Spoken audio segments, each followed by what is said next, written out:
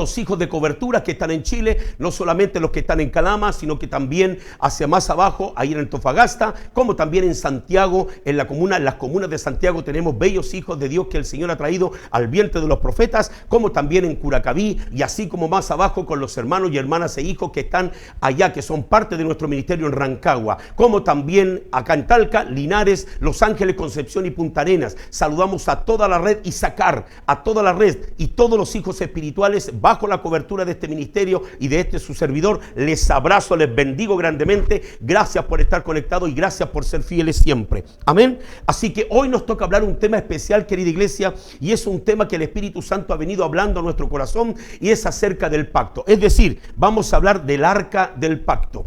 El arca del pacto es uno de los temas más controversiales que ha existido dentro de todo lo que es el movimiento apostólico y profético. ¿Por qué lo digo más controversial? Porque muchos teólogos, escatólogos y muchos conocedores del hebreo, así como el latín, como el griego, y muchos cristianos y también la iglesia ortodoxa han hablado acerca del arca de la alianza. Es decir, el arca del pacto es conocida bíblicamente también como el arca de la alianza de Jehová. Es decir, es el elemento, es decir, es el arca en la cual Jehová Dios hizo pacto con su pueblo. Desde ahí hablaba. Eso nos está diciendo que ciertos elementos en el antiguo pacto, según la Reina Valera, nos está hablando que Dios dio instrucciones claras a Moisés para poder no solamente levantar o fabricar o manufacturar un arca, sino también un tabernáculo. Dentro de este tabernáculo habían elementos especiales que eran símbolos y no solamente representaban algo terrenal, sino que representaban algo que viene del reino de Dios, es decir, del cielo.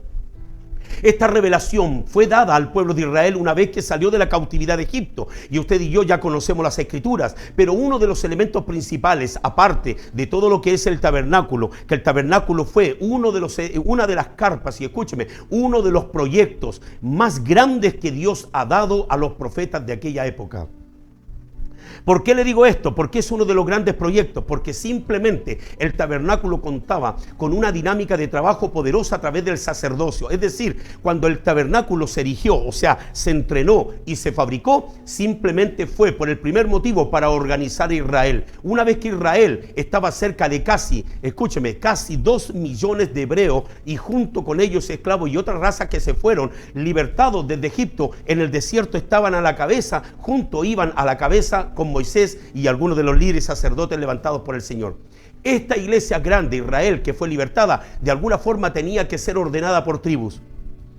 Tome atención, ordenada por tribu, ¿en qué sentido? Que no podía ordenarse hasta que no se le dieran leyes. Es decir, una vez que el tabernáculo fue entrenado, fue fabricado, fue manufacturado, inmediatamente Israel comenzó a ordenarse por tribus alrededor del tabernáculo. Quiero decirle esto parafraseando las escrituras y la historia, cómo nos cuenta el Señor a través de los textos bíblicos antiguos. ¿Para qué? Para ganar tiempo y también para que usted sepa y entienda cuál es el motivo del tabernáculo. El tabernáculo no solamente era un lugar de adoración, también era un lugar de conexión entre el cielo y la tierra, es decir, donde el Padre de las luces, Jehová Dios, Elohim, Yahweh, tenía la oportunidad de comunicarse con su pueblo.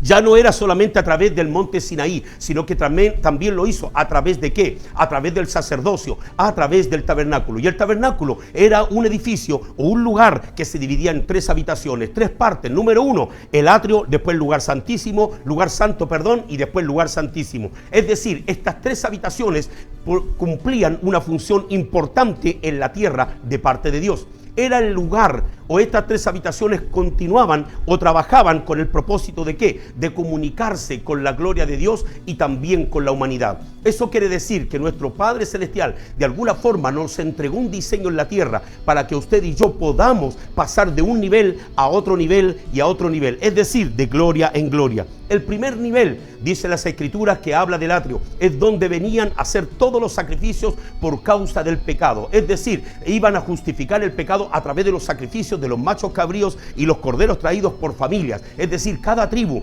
venía al altar, venía a los atrios para entregar, un cordero, que era consagrado para poder justificar los pecados de Israel una vez en el año. Sabemos que a través de las fiestas bíblicas nosotros sabemos esto, y estos calendarios que nos enseñan también de cómo fue la dinámica, de cómo se trabajó en aquella época. Entonces los atrios correspondían al lugar del sacrificio, el lugar del perdón, el lugar del arrepentimiento, a través del sacrificio de animales, es decir, de los machos cabríos o de los corderos que eran presentados para justificar el pecado del pueblo.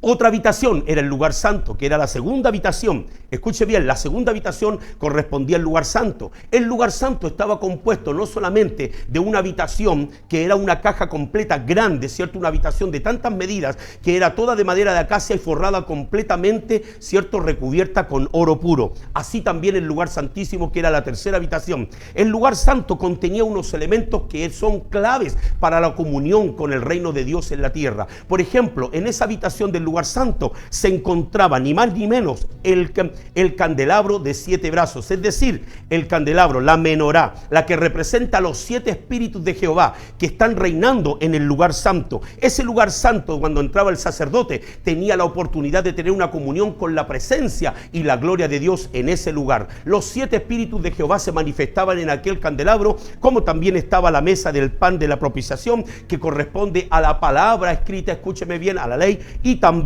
estaba el altar del incienso. El altar del incienso representa todo lo que son la adoración, la oración y la intercesión de los santos. Entonces esa habitación era una habitación especial, prácticamente era una cámara totalmente sobrenatural. Los acontecimientos que se vivían ahí por los sacerdotes, escuche bien, en la segunda habitación era clave, porque nadie podía pasar a la tercera habitación si no pasaba por la segunda, y nadie podía llegar a la segunda habitación si no pasaba por la primera habitación. Entonces, este diseño poderoso de parte del cielo nos trae algo importante para que usted y yo sepamos hoy en día qué significa el arca del pacto. Entonces, la segunda habitación o el segundo nivel, que es el lugar santo, no se encontraba el arca, sino que en la tercera habitación, que se le llamaba el lugar santísimo.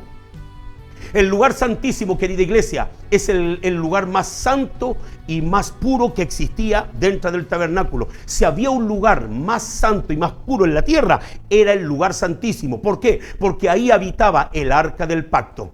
No era solamente una caja común, era una caja, un cajón que estaba hecho de madera de acacia, una madera especial que no se podría, o sea, es decir, una madera solamente escogida por Dios, que hoy día no existe en la tierra, y esa estaba forrada toda de oro puro. Y usted sabe que había un propiciatorio, como también habían sobre el propiciatorio 2 querubines que guardaban la presencia, que estaban con las varas para llevarlo, y dice que la voz de Dios se comunicaba desde los querubines al sacerdote y del sacerdote al pueblo. Es decir, era el sistema de comunicación más eficaz y más puro que existía en la tierra en aquella época. Es decir, el lugar santísimo era el lugar más puro que existía y no podía entrar cualquier persona a ese lugar. Es decir, todos los años se preparaba un sacerdote apartado en santidad completamente bajo los estatutos y decretos y la instrucción y la planificación de Dios, para que pudiera entrar a ese lugar a pedir por el perdón de los pecados de todo el pueblo una vez en el año. Y ya sabe la historia, así caminando a lo que llegamos al lugar santísimo, donde está el arca.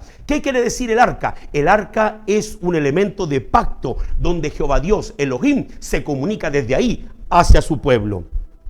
Entonces, el arca del pacto era el arca que realmente, cierto, traía y era conocida como el arca de la alianza. Es decir, desde ahí Jehová Dios, Elohim, hizo alianza con su pueblo. Por eso, cuando nos damos cuenta que en el libro de Éxodo, capítulo 25, verso 16 al 22, nos habla de cómo Moisés recibió las instrucciones. ¿Para qué? Para confeccionar el arca del pacto con todos los elementos necesarios para que esa arca, con las medidas, con todo lo necesario para que Jehová Dios de alguna forma se comunicara con su pueblo.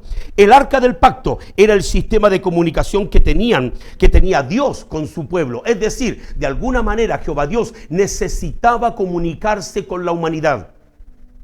Y cuando digo comunicarse con la humanidad, querida iglesia, no estamos hablando de cualquier comunicación, ni tampoco el Señor de la gloria se comunicaba con cualquier persona, se comunicaba con aquellos que Él mismo escogía. Es más, cuando Moisés fue llamado desde la zarza, Él le dijo: yo soy el Dios de Abraham, Isaac y Jacob. Es decir, le hizo ver que ese era el Dios generacional, es decir, Dios de 3 generaciones, y con Moisés era la 4ª generación. Es decir, ya en la 4ª generación era necesario comunicarse con uno de los los vehículos más grandes, si lo podríamos llamar así, de conexión para poder extender la presencia de Dios en la tierra. Porque si estaba Abraham, se comunicó con Isaac y luego con Jacob y luego pasaría a Moisés, la cuarta generación. Y recuerde que si la maldición, según las escrituras que dice desde las familias o de la cultura, que dice que la maldición de los padres sobre los hijos llega hasta la tercera y cuarta generación, viene una renovación inmediatamente de eso, cuanto más la gloria de Dios también, de una generación, dos generaciones y tres generaciones, también cuando llega la cuarta, entonces Dios también hace alianza con la cuarta para seguir renovando los pactos con su pueblo. Así que seguimos con Moisés, querida iglesia, y escúcheme bien, esta tarde usted va a entender qué es lo que significa el arca de la alianza o el arca del testimonio, como la conocemos, o el arca del pacto. El arca estaba ubicada en el tabernáculo en la tercera habitación, donde solo entraba un sacerdote en representación del pueblo para pedir por todos los pecados de lo que es el pueblo de Dios. El arca era el objeto más sagrado y cuidado del tabernáculo. Escuche bien, el arca era el elemento más sagrado y más santo y el más cuidado dentro del pueblo de Israel. Es decir, el arca de Dios representaba, número uno, tome atención, la protección al pueblo. El arca del pacto era representación de la protección. Es decir, cuando estaba el arca en el pueblo, es decir, la protección y la cobertura de Dios estaba con ellos. Así pasó por los siglos venideros. Cuando llegó el arca a las manos de David, cuando estaba el arca en manos de Salomón, ellos sabían que el arca tenía poder y autoridad. Cuando el arca estaba entre ellos, los filisteos o todas las razas paganas que querían hacer de alguna forma guerra contra Israel, no podían hacerlo cuando se enteraban que el arca estaba en posesión de los israelitas. Por eso el arca de alguna forma fue robada por los filisteos y otras civilizaciones. Pero mire, cada civilización, por lo menos los filisteos que tenemos registro, más seguro, escuche, ellos no pudieron retenerla. ¿Por qué? Porque el arca del pacto era solamente funcional, escúcheme, de bendición para el pueblo de Israel, porque para eso fue hecha y fabricada y manufacturada en la tierra. Pero cuando los filisteos la tuvieron y la capturaron, ellos se enfermaron. Por eso, escucha bien, iglesia, cada cosa santa que hay en medio del pueblo y hay pecado en el pueblo, terminan enfermándose todos aquellos que no están en línea. Por eso el arca del pacto significaba no solamente protección, sino santidad y gloria. Nadie podía acercarse al arca, escúcheme bien, si no estaba en santidad. Allá tenemos un acontecimiento, es decir, un testimonio bíblico, cuando vemos que Usa, en alguna forma, cuando el arca fue de vuelta desde los filisteos a David, y el rey David la envió a buscar, ¿cierto? Y uno de los que llevaba el carro de donde se llevaba el arca, dice que tocó el arca y murió en el instante. ¿Qué nos está diciendo eso? Usa, si bien es cierto, es un hombre piadoso, un hombre que estaba preparado, un hombre santo según las escrituras, estaba valorado, pero tome atención, no era sacerdote, no tenía el oficio de sacerdote, no cualquiera podía tocar el arca. Es decir, en este tiempo, ¿cuál sería el arca del pacto? Ya no tenemos el arca física, hoy día el arca es tu corazón, es el corazón. Cuando usted tiene un corazón limpio, un corazón renovado, tu arca está limpia. Por eso dice en las escrituras que la renovación del corazón es clave. ¿Por qué? Porque nosotros ahora somos templo. Nuestro cuerpo es el tabernáculo y nuestro corazón es el lugar santísimo donde se guarda el arca del pacto. La voz de Dios sale desde dentro del interior de nuestro corazón. Por eso el diablo en la tierra no está peleando ahora por un arca que está hecha de madera y oro. Ahora está peleando por el corazón de la humanidad, porque el corazón es el centro de la vida, es el trono de Jehová Dios en nuestro interior.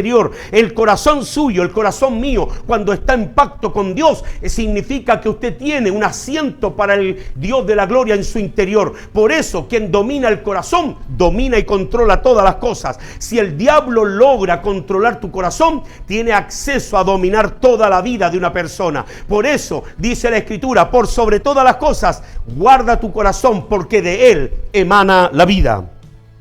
Entonces el arca del pacto, como símbolo profético, como símbolo de divinidad, tome atención, el arca del pacto, y esto lo quiero hacer de una manera evangelística pero profética, el arca representa la protección. Segundo, representa la provisión. Cuando el arca estaba en la casa de Edom, escúcheme bien, estaban en bendición. Por eso el arca donde estaba había bendición. ¿Por qué? Porque estaba en casa de los hijos de Dios. El arca, la presencia de Dios, cuando está en tu casa, casa hay prosperidad y provisión. Cuando el arca está en tu casa, es decir, la santidad, la gloria de Dios, la presencia en tu corazón, y tú eres fiel con Dios, al reino, a tu llamado, entonces el arca del pacto en el mundo espiritual está situada y está ubicada en tu casa, en tu corazón, y hay bendición en todo lo que te rodee. También el arca es representativa de la paz y la prosperidad, es decir, la multiplicación. Cuando el arca está presente, hay paz en medio de las tormentas. Por mucho que usted se encuentre en crisis en estos siglos, escúcheme bien, usted va a tener paz porque está la presencia. Donde está la presencia de Dios, las tinieblas no pueden habitar. Es decir, si usted quiere que el diablo y las tinieblas y los demonios salgan de su entorno, traiga el Espíritu Santo de Dios a su vida, traiga la presencia de Dios, el arca del pacto dentro suyo, porque esa unción va a recorrer toda su casa o el lugar que esté, y va a ver que las tinieblas saldrán totalmente de su entorno. El arca de la alianza, tome atención, iglesia, hablo a este Facebook y a este, tome atención. El arca de la alianza era sagrada además por el contenido que tenía. ¿Cuál era el contenido que tenía el arca? Tome atención, habían 3 elementos claves. Número 1, tenía la vara de Aarón florecida, una vara de almendro. Y 2, tenía un pocillo o una fuente con maná. Era el testimonio, tome atención. Y tercero, estaban las tablas de la ley que eran entregadas al pueblo de Israel para ser normado. ¿Qué quiero decir con esto, querida iglesia? Que estos 3 elementos se le llama testimonio. Por eso en las Escrituras se conoce como el arca de la alianza de Dios con su pueblo, como el arca del pacto, pero también es conocida como el arca del testimonio. ¿De qué? De lo que Dios hizo con Israel. Es decir, la vara, tome atención, la vara, dentro de esto, la vara de Aarón florecida representa al pueblo de Israel. Mire, una vara representa liderazgo. Cuando una vara es manifestada, en la época de Moisés, todos los sacerdotes y líderes tenían una vara. La vara representa liderazgo y autoridad. Por tanto, en un momento cuando Israel estaba cayendo en pecado, en murmuración y tantas cosas que se iban en contra de las leyes de Dios, Moisés también se congojó en su corazón y pidió audiencia a Jehová Dios. ¿Para qué? Para saber cómo dirigía al pueblo. Entonces dice que citó a todos los sacerdotes que iban a trabajar. ¿Con quién? Con Moisés. Y tome atención, y dice que cada una de las varas de las 12 tribus, dijo, traigan las varas de las 12 tribus, es decir, cada vara, cada liderazgo las trajo para que el Señor hiciera señal cuál iba a ser la vara que iba a trabajar en el tabernáculo como sacerdocio santo y puro junto a Moisés. Es decir, toma atención, esas varas cuando fueron traídas fueron puestas delante de la presencia de Dios del arca, en el lugar santísimo. Al otro día dice la Escritura que la vara de las 12 varas de Israel, representando las 12 tribus, es decir, los 12 líderes de cada tribu, tome atención, solamente una floreció, porque la señal era que la vara que Jehová Dios iba a usar tenía una señal, iba a florecer y a reverdecer. Un milagro creativo. Y tome atención, ¿qué cree usted? Las Escrituras dicen que cuando Moisés al siguiente día entra al tabernáculo y va al lugar santísimo, dice que Jehová hizo florecer la vara de Aarón. Es decir, Aarón y sus hijos pasaron a trabajar al testimonio, es decir, pasaron a trabajar al tabernáculo, a poder oficializar el ministerio poderoso de la gloria de Dios en la tierra a través del tabernáculo y en medio de los oficios ministeriales. Él y sus hijos. Así que escuche bien, ¿qué significa esto? Que el testimonio de la vara florecida representa a la iglesia o ministerio o hombre y mujer que florece. Cuando Dios quiere usar a alguien, esa vara de liderazgo florece. Todo ministerio que el Padre quiera usar, florece. Todo hombre y mujer que Dios escoge, florece. Es decir, todos los líderes que son representativos de una vara de autoridad, es decir, de liderazgo, la vara que florece, esa es la que Dios va a usar. Así que hoy día hay ministerios que son vara, pero no han florecido. Hoy día, en estos tiempos, hay iglesias, ministerios que se apagaron, son vara, es verdad, tienen autoridad, sí, pero no han florecido. ¿Por qué? Porque no es el ministerio que Dios está escogiendo para este tiempo, para cerrar el libro de los Hechos. Escúchame bien, iglesia, hoy es el tiempo de ser como la vara de Aarón, la que florece, porque la vara que florece es la que Dios quiere usar. Es decir, Dios quiere usarte en este tiempo. Tenemos que calificar para poder entrar al tabernáculo de la gracia, de la gloria de Dios en el mundo espiritual. Es decir, nuestro corazón va a ser evaluado por la mano de Dios y el Espíritu Santo para que usted y yo trabajemos. Yo quiero ser una vara florecida, porque la vara que florece es la que prospera. Bendito el Señor. Entonces, la señal de que la vara florece era el ministerio que Dios iba a usar. Así que todo ministerio en este siglo que no está floreciendo es solamente vara seca. Hay muchas varas secas que no están floreciendo, se están moviendo, están haciendo cosas, pero no han florecido, no están en el pacto. Por eso, para estar dentro del arca del pacto, como testimonio dentro, es decir, la presencia de Dios constante, tienes que florecer. Por eso es clave la multiplicación, es clave el progreso, es clave, escúcheme bien, es clave el resultado. La Biblia dice que la fe sin obra es muerta. Si nosotros no tenemos resultados, querida iglesia, no somos evaluados por el cielo, no podemos calificar para ser una vara florecida. Entonces, la vara es el líder o ministerio que Dios usa y lo hace florecer. Bendito el Rey de Reyes, Señor de los Señores. Es decir, todo líder o ministerio escogido por Dios bajo pacto florece. Tome atención. Segundo testimonio que hay dentro del arca del pacto. ¿Qué es lo que hay? ¿Cuál era el otro testimonio? Número 2, las tablas de la ley. ¿Para qué eran las tablas de la ley? Eran los principios, estatutos, leyes que eran dadas a Israel, no para condenarlo, sino para dirigirlo, para ordenar un pueblo. La ley significa educación y orden.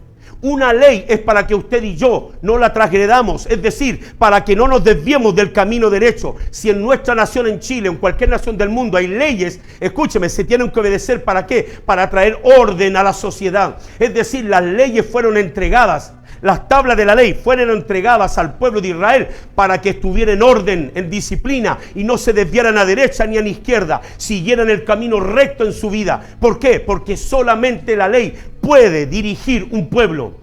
Un pueblo solo sin ley no puede dirigirse. Por eso hoy en día hay movimientos de rebelión, movimientos comunistas, movimientos feministas, movimientos que están saliendo hoy en día, que están en la sociedad, que solamente se dedican a producir rebelión.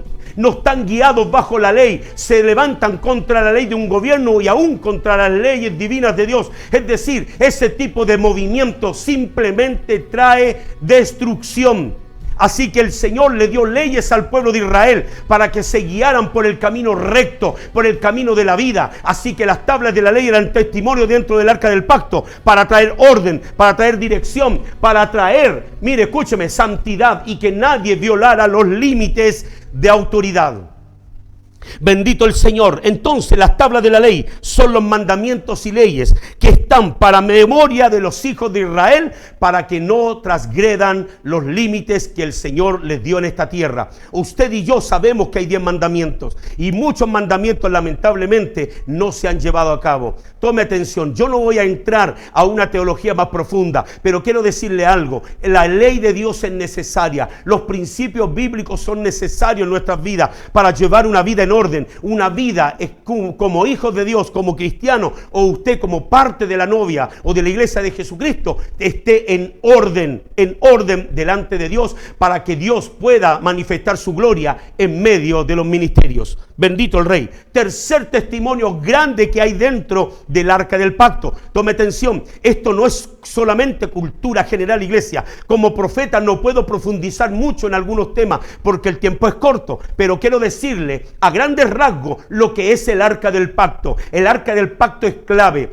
Si el arca del pacto estuvo en un tiempo y hoy no quiere decir que su presencia no esté. Es decir, el arca del pacto que había antiguamente, ahora está dentro nuestro. Es decir, nuestro corazón. Por eso Dios nos llama en las Escrituras que somos el templo del Espíritu Santo. Es decir, la presencia de Dios habita en nosotros. Nosotros somos el tabernáculo. Nosotros somos el arca ahora. Y esta arca tiene que estar como oro fino. Es decir, aunque por dentro somos carne que representa la madera de acacia, por fuera somos pasados por el fuego. Es decir, la prueba, la lucha, los ciclos, escúcheme, los procesos que Dios te envía son para refinarte como oro fino, para que la presencia de Dios habite bajo el testimonio, escúcheme bien, de liderazgo, como la vara que florece, el ministerio que florece. Segundo, tome atención, esto se va a poner bueno, como las tablas de la ley que son para normar y traer orden a la vida de la iglesia. Y tercero, tome atención aquí, el maná, el alimento del cielo. El maná, una fuente de maná estaba dentro del arca del pacto como testimonio del alimento que recibió Israel estando en el desierto. ¿Por qué el Señor durante 40 o más años les dio a comer maná del cielo? querida iglesia, porque cuando Israel fue rescatado de la cautividad de Egipto, tome atención en esto, y aquí voy a soltar una revelación un poco más profunda, pero espero que usted esté en el espíritu para que la entienda. Cuando Israel fue rescatado de Egipto y salieron al desierto, mire, Israel dice que por 400 años estuvieron cautivos bajo una cultura pagana de Egipto. Por tanto, ellos estaban bajo una alimentación pagana constante, es decir, una alimentación que tenía la raza egipcia, que era consagrada a dioses paganos, o sea, principados y potestades, 10 demonios que dominaban la cultura egipcia, que son los 10 plagas que el Señor envió para destruir a estos 10 principados y potestades que gobernaban Egipto. Tome atención, cada alimentación, el sistema alimenticio que tenía Egipto estaba consagrado a dioses paganos, es decir, habían alimentos inmundos. Israel por 400 años se acostumbró a comer de ese alimento. Entonces, cuando Dios los rescata, ¿a través de quién? A través de Moisés, y los saca al desierto. Lo primero que les da en el desierto, escúcheme, no fue un asado, no fue papas, no fue comida, no fue verdura, le dio maná del cielo. ¿Qué es el maná?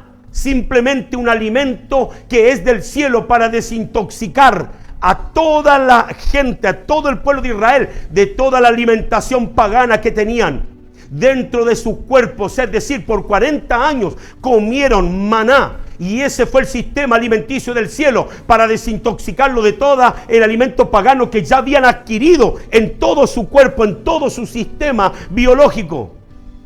Porque si ellos estaban mezclados aún en los alimentos, tome atención, cuando la gloria de Dios bajara, que era el plan de Yeshua, el plan de Yahweh, descender en el monte y presentarse al pueblo, la idea es que el pueblo no muriera por la gloria. Si estaban mezclados, iban a morir. Por tanto, Jehová Dios, antes de presentarse a ellos, tenía que desintoxicarlos. Así que les trajo el maná, y el maná tiene un significado profético. Tome atención, el maná es el pan del cielo, representa la revelación del conocimiento del cielo. El pan siempre está, escúcheme, asociado a la palabra y el conocimiento revelado. El pan. Por eso la palabra revelación significa pan, o significa también correr el velo, pero también significa pan, como padre, significa pan de la mesa o partir el pan de la mesa. Entonces, cuando hablamos de maná, hablamos de revelación. Escúchame bien. Cuando Jesús estaba en el desierto, en la tentación, Satanás le dijo: si eres el Hijo de Dios, convierte estas piedras en pan. Y Jesús responde: no solamente de pan, de alimento de esta tierra vive el hombre, sino de toda palabra, entre paréntesis, maná, que desciende del cielo, que viene de la boca de Jehová.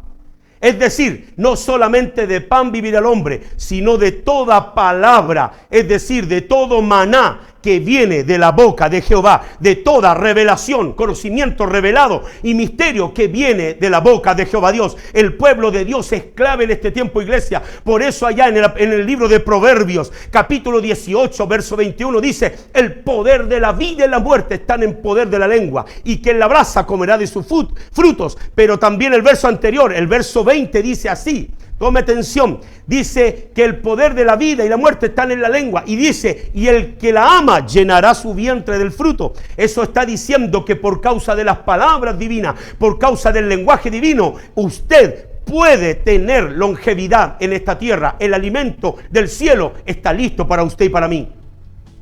No es solamente el pan, no es solamente la carne. Usted sabe que Israel de alguna forma se quejó porque no había carne, se quejó porque no había pan, se quejó porque no había agua. Toma atención, iglesia, en los momentos más críticos de la humanidad, en los momentos más críticos, en los momentos más peligrosos de la humanidad, siempre Jehová nunca desamparó a su pueblo, siempre lo sostuvo. Aún del diluvio salvó una familia completa, a 8, usted ya sabe. Y cada acontecimiento poderoso que ha venido destructivo sobre la tierra, sea sequía, sea terremoto, lo que sea, usted sabe que Jehová Dios no lo abandona a usted.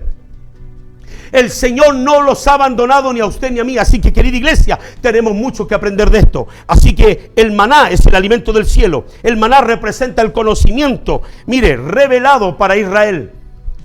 Y el maná no solamente era una comida que era liviana para que ellos se mantuvieran en santidad. Por eso les dio la capacidad de poder estar delante del monte Sinaí cuando bajaba la gloria de Dios. Por eso, querida iglesia, no solamente el alimento fue otras cosas que el Señor les permitió. El maná fue uno de los primeros, escúcheme, uno de los principales sistemas alimenticios dentro del pueblo de Israel en el desierto. Así que ya sabe usted por qué nosotros tenemos que vivir El maná del cielo es el conocimiento del cielo. Sin revelación usted no avanza. Entonces, tome atención. La iglesia de Jesucristo en este tiempo debe estar en un liderazgo florecido. ¡Wow! Mire, tome atención, iglesia. La iglesia de este siglo necesita el testimonio del arca, que son el maná, necesita la vara florecida, que es el liderazgo que florece, y tercero, escúcheme bien, las tablas de la ley. Es decir, la ley y los principios. Los ministerios, iglesias y llamados de este siglo, hombres y mujeres, tienen que tener el testimonio de ser un líder florecido, es decir, multiplicado. Tiene que tener señales. Así dijo Jesús en el libro de San Marcos, capítulo 16, verso 17. Dice así: estas señales seguirán a los que creen. ¿Por qué señales? Porque todo el que cree tiene que tener señales. Y una de las primeras señales es echar fuera demonios. Segundo, hablar en lenguas, bautizados en el Espíritu Santo. Y después luego impondrán las manos sobre los enfermos y sanarán. Y dice, y aunque bebiesen toda cosa mortífera, no les hará daño. Eso nos está hablando que nuestro cuerpo va a ser inmune a todo tipo de plagas, a todo tipo de pandemias y virus mortales que el diablo va a lanzar contra la humanidad en estos próximos años. Iglesia querida, prepárate. El Señor está mostrando, después del COVID-19 o el coronavirus, viene un virus letal. Le van a poner un nombre a ese virus, así como los virus tienen número. Tome atención. Por eso es COVID-19, porque el virus no llegó en el 2020, se inició en noviembre del 2019, por eso le llaman COVID-19 del 2019, pero el 2020 viene otro, y la palabra 20, escúcheme, es como el 10 que se representa con una X. El número 10 es una X, son dos X, es decir, es un virus que el diablo va a lanzar más poderoso que el COVID-19. Y si la iglesia no está preparada, no está en el pacto, no está en la gloria, no está en la presencia, todavía está mezclado con tiniebla, los futuros virus y pandemias te van a tocar, iglesia, por muy bueno que usted sea. Esta es una lucha de poderes, es guerra de poderes, iglesia. Ya no es el tiempo de ser evangélico, no es el tiempo de tener un cristianismo falso, de un cristianismo liviano. Ya no necesitamos una palabra básica, usted necesita revelación. Y para eso Dios está llamando a gente en este siglo, a gente en esta era, que predique un evangelio de poder y autoridad con señales y maravillas, no un evangelio que se preste para una mezcla. Babilonia ama la política. Babilonia y Grecia aman la política. ¿Por qué? Porque Babilonia te enseña, escúchame, la religión te enseña a que usted sea tibio, y los tibios son vomitados.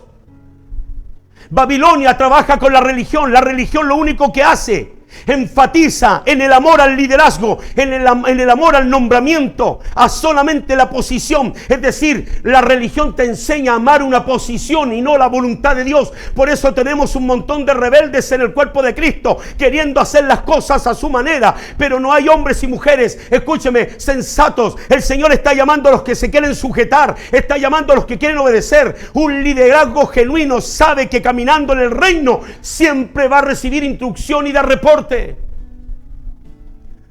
Iglesia querida, estamos en el fin del siglo, nada nuevo bajo del sol. Los profetas por siglos han hablado, nuestro Señor Jesucristo por siglos ha hablado esto que le estoy diciendo. Estamos en el final del siglo. Yo no estoy predicando esto, iglesia, para poner temor o para que usted esté de acuerdo conmigo, esté de acuerdo o no conmigo. Quiero decirle que tan solo espere, viene un virus mortal, otra pandemia mortal que va a arrasar con la humanidad, y la iglesia de Jesucristo va a ser anhelada por aquellos que no creían.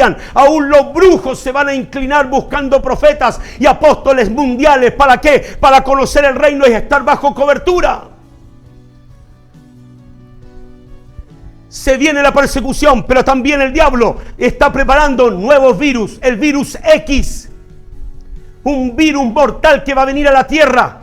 Por eso, iglesia, prepárate. Pero no tengas temor. Los profetas no avisan esto para que usted tenga temor. Jesús dijo señales al final del siglo, no para que usted no temiera, sino para que dijo, nadie los engañe. ¿Por qué? Porque tenemos que ser preparados. Ya Dios no quiere teología, ya Dios quiere la presencia de Dios. Quiere que tu cuerpo, tu corazón estén habitando en la presencia, es decir, sea un tabernáculo, para que ninguna cosa inmunda toque el interior santo y puro que está dentro de ti. Bendito el reino de Dios, iglesia. Gloria a Dios, saludo a los que se están agregando ahí en línea. Entonces, hay algo poderoso, iglesia. Entonces, un liderazgo genuino, un ministerio que Dios quiere usar, número uno, florece. Segundo, también está bajo leyes y estatutos y principios. Un ministerio genuino en este siglo siempre se maneja bajo los estatutos y principios de Dios, bajo las leyes de los principios bíblicos que nos trazan la vida en esta tierra, en el reino. Y tercero, la iglesia debe estar, escúcheme bien, alimentada de revelación. La iglesia debe estar alimentada de revelación. Bendito el Señor. ¿Está aquí o no, iglesia? Tome atención. Mire, allá en el libro de Éxodo, capítulo 19, versos 5 y 6 nos dice algo poderoso. Nos dice que toda iglesia y ministerio, escúcheme, dice la iglesia, allá en el libro de Éxodo, capítulo 19, versos 5 y 6, dice el Señor que va a hacer una separación. Va a ser una separación de su pueblo, que los separa de las tribus paganas o de aquellos que no obedecieron a la ley. Por eso dice en el libro de Éxodo que separó a los de 20 años hacia arriba, no entrarían a la tierra prometida, más los de 20 años hacia abajo sí entrarían a la tierra prometida, porque no se contaminaron con la rebeldía de los padres antiguos, aquellos que se criaron bajo la cultura egipcia, porque por mucho que salieron de Egipto, aunque no tenían los sistemas y la religión egipcia, aún dentro de ellos todavía tenían costumbres egipcias, hablaban como los egipcios. Por eso hay muchos hoy en día que están manifestando la cultura y el lenguaje de la antigua escuela, donde estuviste bajo otras coberturas y hablas como ellos, te comportas y miras y opinas como ellos. Este es el tiempo de tener un nuevo lenguaje. Cambia, porque cuando tú estás bajo un mismo lenguaje de una situación o alguna religión antigua, déjame decirte que esas mismas maldiciones te van a alcanzar. Por eso dice que tenemos que ser renovados constantemente. La reforma es clave dentro de nuestra naturaleza divina, queridas iglesias. Toda iglesia o ministerio o persona en este tiempo debe caminar bajo pacto y planificación. Este es el pacto que Dios tiene. El arca del pacto es clave. Tiene más significado de lo que usted piensa. Es decir, todo ministerio en este siglo, en este tiempo, tiene que caminar bajo el pacto de Dios, bajo las leyes, florecer y también el maná. ¿Qué quiere decir? El alimento sólido. Es decir, como dice Hebreos capítulo 5, verso 14, el alimento sólido es para los que han alcanzado madurez, a los que por el uso tienen los sentidos ejercitados en el discernimiento del bien y el mal. Entendemos que Dios está levantando una iglesia madura, una iglesia entrenada, una iglesia calificada en todo su sentido, que sean espirituales, vista espiritual, palabra de ciencia, palabra de conocimiento, palabra profética. Es decir, se maneja una dimensión poderosa en lo profético y apostólico de este siglo. Bendito el Rey. El Señor hará una separación de su pueblo. Tome atención. Tiene planes de separar al trigo y la cizaña, y eso lo hemos dicho en cada reunión. El Señor en este siglo tiene su plan de separar al trigo de la cizaña. ¿Por qué? Porque la mezcla para Dios no es buena. El Señor no quiere mezclas. En este tiempo hay mucha mezcla, iglesia. Es donde decir, la iglesia está en luz, pero también tiene tinieblas. Y recuerde que el Génesis dice claramente que el Señor separó la luz de las tinieblas. Es decir, al comienzo, con el desorden que había en la humanidad, antes del Edén, antes de crear a Adán y Eva. Es decir, la luz y las tinieblas estaban juntas, ya estaban aliadas, estaban mezcladas, ya no. El Señor separó. Por eso allá en Éxodo, capítulo 19, versos 5-6, dijo, vosotros me seréis una nación de reyes y sacerdotes, nación santa y pura. Y dice, si te separas de lo vil y de lo bueno, dice, seréis mi especial tesoro. Mi especial tesoro y yo seré alianza para vosotros. Así dice Éxodo capítulo 19, versos 5 y 6. Por eso el Señor hará separar a su pueblo escogido y levantará un real sacerdocio, nación santa, pueblo adquirido por Dios. Allá también sale en 1 San Pedro capítulo 2. Tome atención, iglesia. La mezcla en este tiempo caerá, ya que el Señor va a separar las aguas. El Señor va a separar las aguas, agua dulce, agua amarga, ya no estarán mezcladas. Se va a separar las aguas. Tome atención. La mezcla es tiniebla caminando con luz. La mezcla es tiniebla caminando con la luz. Es decir, es lo mismo que hablar que una persona está en el árbol del bien y el mal. Es decir, puede hablar bien, pero por dentro está mal. Es decir, hay áreas de su vida que están en tinieblas. ¿Y qué es lo que significa la palabra tiniebla? No solamente la palabra tiniebla significa ausencia de luz o estar en oscuridad, sino que significa falta de conocimiento. La palabra tiniebla significa en el original falta de conocimiento. Y la Biblia dice en los profetas menores, en Oseas 4:6, dice: mi pueblo perece, muere por falta de conocimiento. Hay mucha muerte espiritual por falta del conocimiento revelado de este siglo. Nadie puede vivir, escúchame bien, con una palabra básica en estos tiempos. Tienes que vivir bajo la revelación del Espíritu Santo para poder hacer frente a las crisis y los problemas y las circunstancias y señales de este siglo. Necesitamos una dimensión mayor del reino y el Padre lo quiere dar. Es decir, el Espíritu Santo por medio de Jesucristo va a dar una revelación mayor a aquellos que están siendo escogidos para poder liderar un pueblo poderoso en señales, maravillas y milagros. Bendito el Rey. La palabra tiniebla entonces, iglesia, para sellar, significa ignorancia. También la palabra tiniebla son la falta de conocimiento y revelación. Son la oscuridad de este mundo. Es decir, la ignorancia. Significa que lamentablemente la palabra ignorancia está afectando a todo el cuerpo de Cristo. Las tinieblas de alguna forma está afectando a la iglesia de Jesucristo. En Oseas 4:6, como dije, mi pueblo perece por falta de conocimiento. Así que el Señor dijo: yo soy la luz. Así dijo los evangelios nuestro Señor Jesucristo. Dijo: yo soy la luz del mundo, y el que en mí cree no caminará en tinieblas. Así decía nuestro Señor. Entonces, cuando dice que usted cree en Jesús, es porque está en luz. Y la palabra luz no solamente viene de la luz o de lo que es la claridad presente. No, la luz significa conocimiento también. La palabra luz significa conocimiento. Si la palabra tiniebla significa ignorancia, entonces luz significa conocimiento revelado. Sin conocimiento revelado no podemos caminar en esta época. Por eso Jesús dijo: luz es tu palabra a mis pies. Por tanto, la palabra de Dios, la palabra revelada, el conocimiento revelado, es luz en medio de los santos. Bendito el Señor. Toma atención. Quien camina en tinieblas es porque no está en pacto. Vuelvo a repetir, y con esto sello, iglesia: quien camina en tinieblas hoy en día es porque no está en pacto con Dios. No está dentro del arca, no está el arca del pacto en ti. No está el testimonio de florecer, no está el testimonio de tener los principios y las leyes, y tampoco no está el testimonio del alimento sobrenatural. Porque cuando no están estos tres testimonios, no puede haber un movimiento sobrenatural. La iglesia de los Hechos lo dice claro. En el capítulo 1 del libro de los Hechos, verso 8, capítulo 1, verso 8, dice: y recibiréis poder cuando haya venido sobre vosotros el Espíritu Santo. ¿Cuándo recibe poder una persona? ¿Cuándo recibe poder? ¿Cuándo viene el Espíritu? Cuando esa persona está en pacto. Si esa persona no está en pacto con Dios, no puede venir un Pentecostés delante tuyo. No puede venir un derramamiento del movimiento del Espíritu Santo para romper los cielos y que venga un avivamiento a tu vida y a tu iglesia. Querido pastor, necesitamos volver al origen ¿de qué? De la palabra del Señor, al pacto renovado. Escúchame bien: quien camina en tinieblas es porque no está en pacto. ¿Y quién no está en pacto? Mire, escúcheme bien. Y con esto sello: quien no está en pacto camina de esta forma. Quien no está en pacto, no tiene pacto, camina sin revelación. Segundo, camina sin conocimiento. Tercero, camina sin renovación del espíritu. Cuarto, camina sin restauración. Es decir, no ha sido restaurado en su mente, en su corazón, en su espíritu. Es decir, una persona que todavía sigue herida, sigue quebrada en su alma, sigue fragmentada con los problemas de este mundo.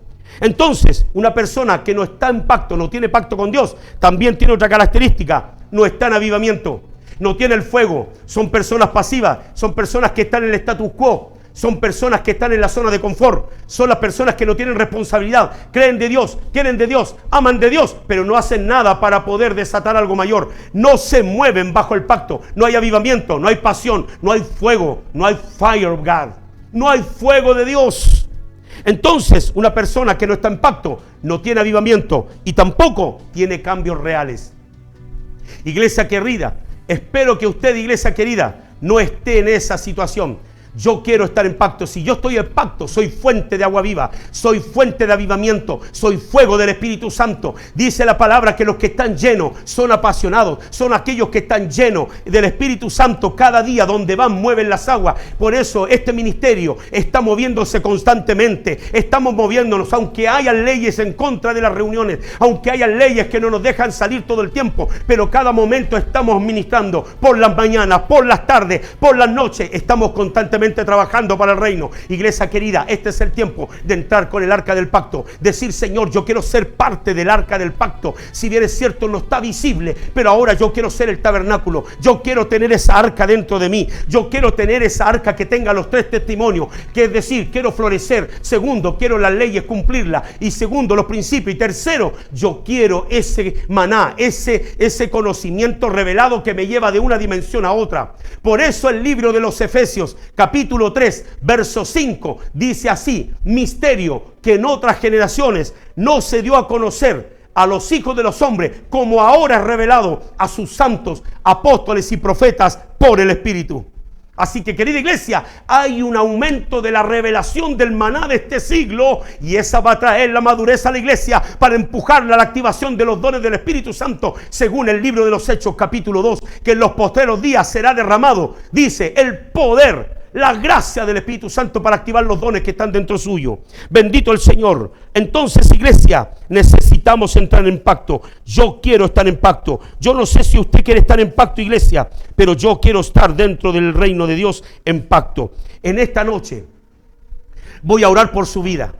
Vamos a orar. Levante su mano si usted está ahí y coloque su mano en la laptop, en su computador o en su celular, y vamos a orar. Padre, en el nombre poderoso de Jesús y el Espíritu Santo, en esta noche, desde ya envío la palabra profética para que se rompa todo estancamiento y cualquier resistencia que el diablo ha levantado contra la iglesia y contra aquellos que están en línea. Si hay hombres y mujeres de Dios, si hay hombres y mujeres con ministerios llamados, escucha bien, iglesia, en esta hora se rompen las resistencias que han impedido que haya un pacto en ti con nuestro Padre Creador. Escúchame, con nuestro Abba. Necesitas el pacto. En el nombre de Jesucristo se despejan los cielos, se abren los cielos, viene la revelación, viene el maná, viene la vara florecida para que sea para que te multipliques y florezca. En esta noche, en el nombre de Jesucristo, venga el maná, el conocimiento revelado, vengan las leyes, estatutos y principios para caminar en rectitud delante de esta tierra, y venga también, le toma atención, la vara, la autoridad que simboliza la autoridad y el poder, pero que florece y multiplica. Eres el arca del pacto, tú serás el tabernáculo. Declaramos en Cristo Jesús que el diablo no tiene poder contra ti. Toda resistencia que el diablo levanta contra tu vida se rompe en esta noche, ahora, en el nombre de Jesucristo. Esto es para el que cree. Levanta tu mano en línea, levanta tu mano en línea, iglesia. Comienza a pelear la batalla, comienza a hablar en lengua. Los que están bautizados en lengua, comienza a hablar en lengua. Rompe los cielos. Este es el tiempo en que el adormecimiento y la flojera espiritual se rompe de tu vida. Los bloqueos mentales se rompen ahora. Se derriba toda obra de maldad en el nombre de Jesús, y declaramos que en esta hora Él es invisible ante cualquier ataque del enemigo.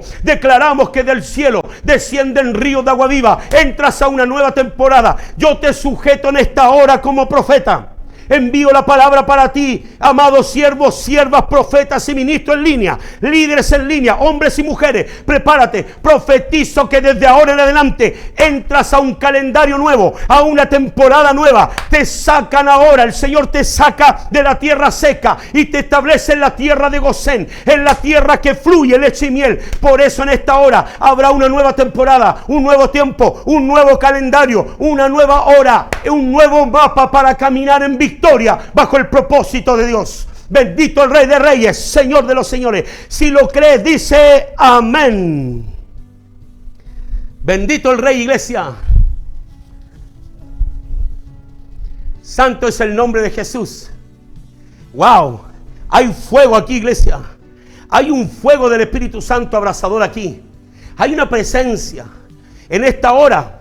Yo no sé a quién Dios le quiere hablar, pero a todos aquellos que están enfermos, aquellos que tienen cáncer, problemas al sistema respiratorio, problemas a los huesos, problemas al sistema respiratorio, a los que tienen quistes, a los que tienen migraña y todos aquellos que tienen infección, el fuego del Espíritu Santo y la sangre de Jesucristo los sana ahora. Por la sangre de Cristo son sanos en el nombre de Jesús.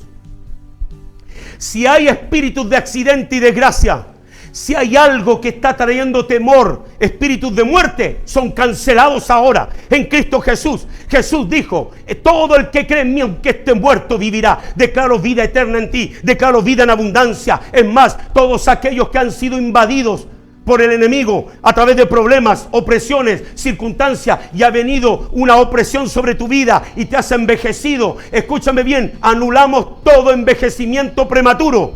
Declaramos las fuerzas del búfalo, la paciencia del águila, declaramos la inteligencia, la sabiduría del cielo sobre tu vida en Cristo Jesús. Y el que lo cree dice amén.